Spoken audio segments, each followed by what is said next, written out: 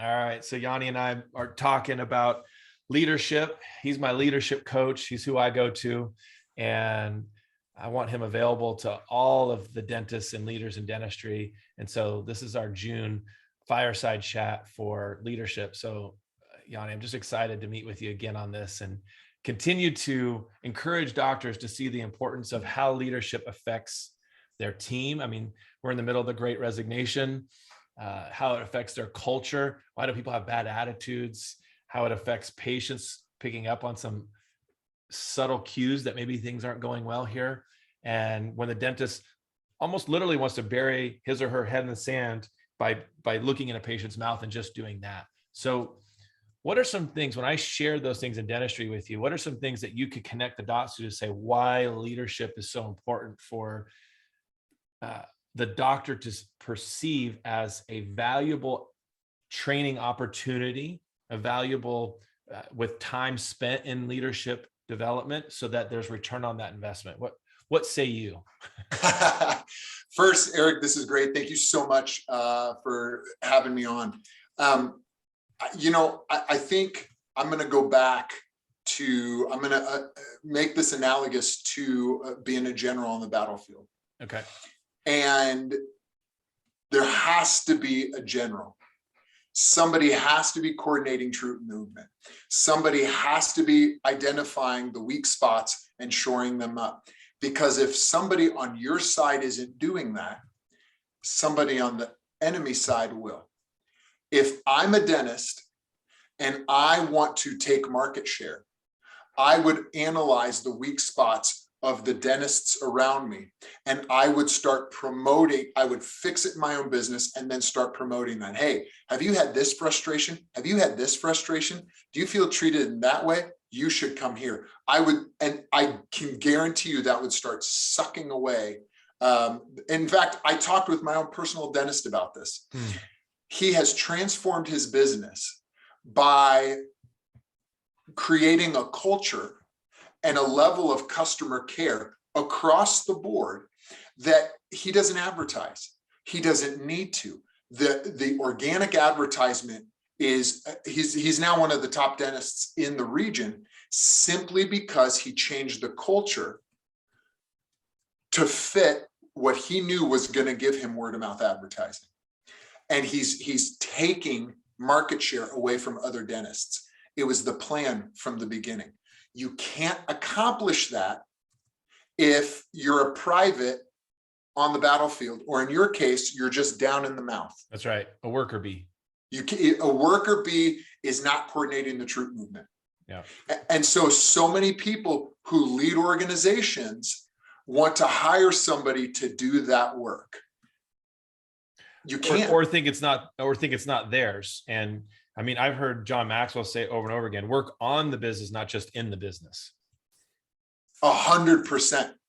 And that means identifying, okay, where are my problems? Okay. Where do I need to shore up? And here's why. It all comes down. Look, we'll talk to the pocketbook. Revenue solves a multiplicity of problems, does it not?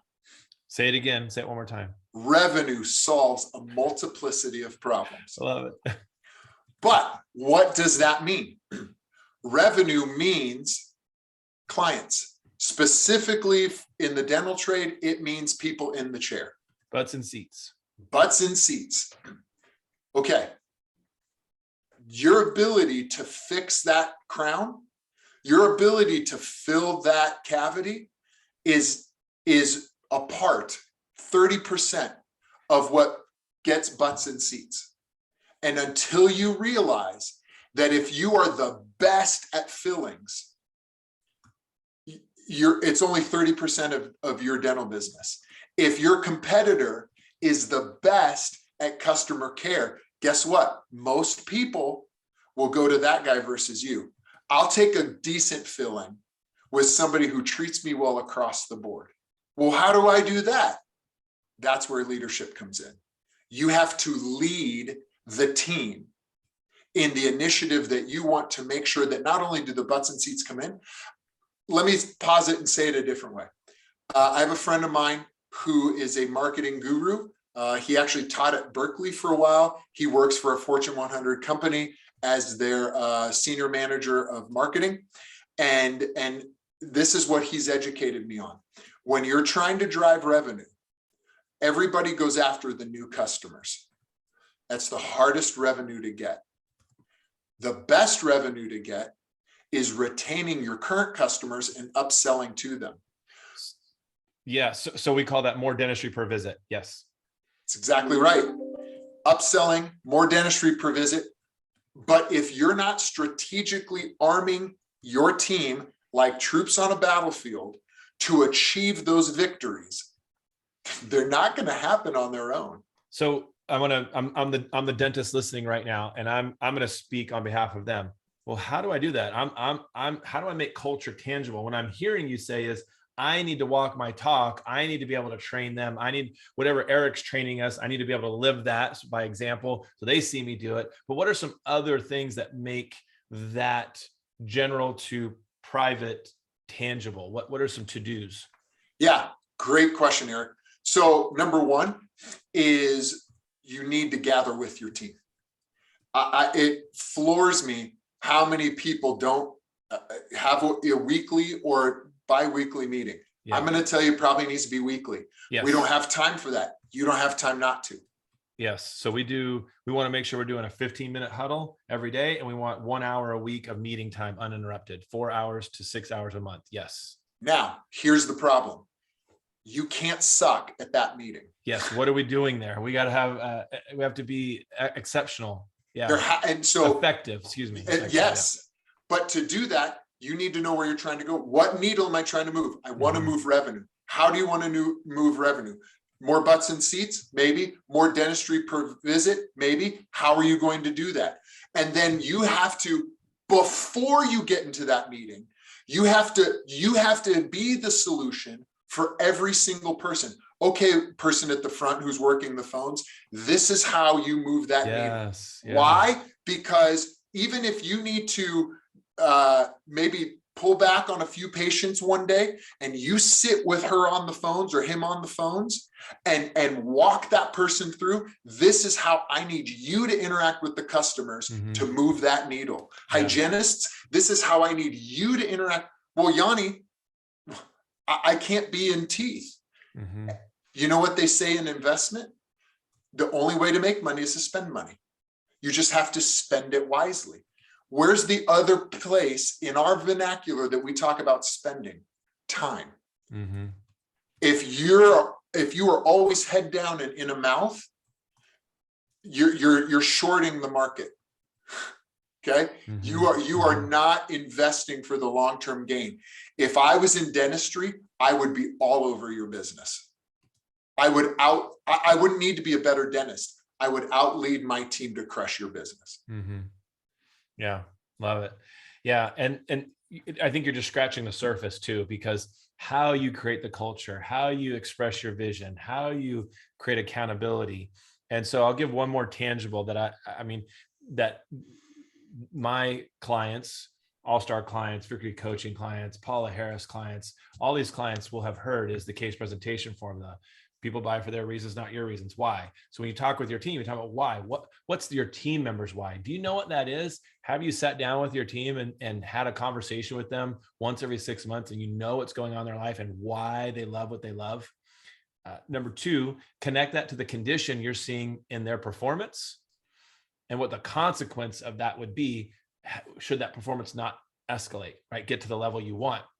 And then ask them, do you want to solve it? Do you want to figure out how to make this better? Test the buy-in. They say, yes, great. I've got a plan for you. Here's the plan. 1, 2, 3, like you're talking about. You got to know the systems on how to do it. Let me support you in that. How do you feel about moving forward with this training plan, with this accountability plan, with this attitude change? Does that sound good to you? Eric, it's beautiful. My concern for those people who are listening is they're stuck at develop a plan. Yeah. Right. And this, by the way, whether it's All-Star or Victory or Paula Harris, whatever it is, this, if you had that visceral response, if you heard what Eric was saying or what I'm saying, and you know it's right, but you feel kind of lost, you need coaching. That's why we're here. Let me give you one more practical step about the plan. The plan has to be synthesized to each person on your team. Okay, let's just sit with that for a moment. But it has to matriculate to the goal. This is where most people go wrong. I have seen so many businesses, we have an amazing culture. Is it matriculating to the goal of revenue? Mm-hmm. No, but we have an amazing culture. Then you have a country club, you don't have a plan. You have to identify how that person can move the needle. So we'll go back to my dentist. My dentist simply said, I want to crush my competition in word of mouth advertising. The person who answers my dentist's phones will answer you by name, mm-hmm. Not watch this shift, mm-hmm. Not blah, blah, blah dentistry. Yeah. That person goes, Yanni, hey, thanks for calling. Good to hear from you. What can I do for you? Mm-hmm. I know she's going to do it. There's probably a system that brings up my name. Yeah. Every single time she does it, I go, I love my dentist. I have a visceral response. I don't even care about how much the last visit. She's talking. When I walk through the door, she knows it's me. Well, it's just you, Yanni. I'm telling you, she does it to my wife. Yeah. This is how. Yeah. That customer service. It's blowing your mind. Yeah. Yeah. Well, if you're not sitting down and developing a plan for that person, yeah, then you're not leading and you're going to lose market share. It will hit revenue. And I love that. And on top of that, you're going to lose team members because team members want to grow. They want to have purpose. They want to see that your vision is their vision. That's equally as important as pay to them. So I just wanted to get you on here. I wanted to get people a view of what we talk about. I want those listening to this to bring Yanni as part of your coaching team. I want you to have him as your executive leadership coach.